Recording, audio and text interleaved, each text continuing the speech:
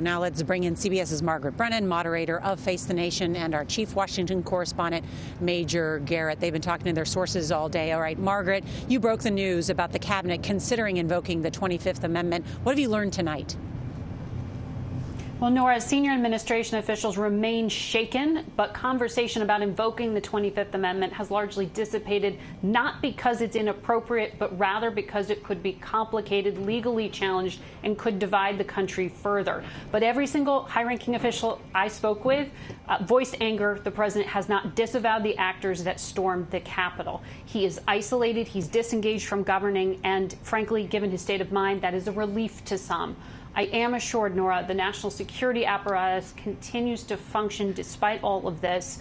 And while there have been some resignations, we shouldn't expect other high-ranking officials at the national security level to resign. And so, Major, what has the president been doing since last night?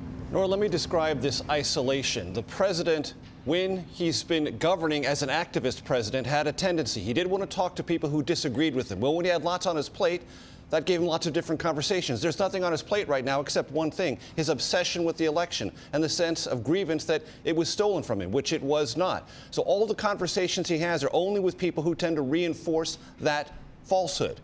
Rudy Giuliani, former National Security Advisor Mike Flynn, his attorney Sidney Powell, Lynn Wood.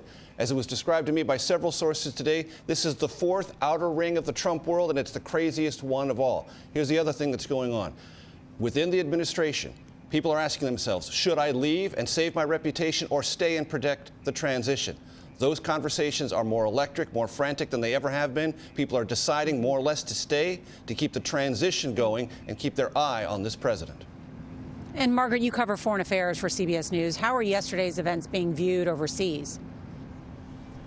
With horror among our allies, and it's pleasing to our adversaries.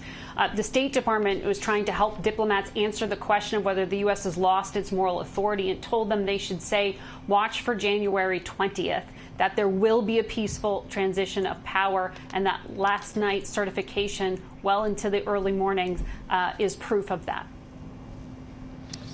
And there you go. All right, Margaret Brennan, thank you. And Major Garrett.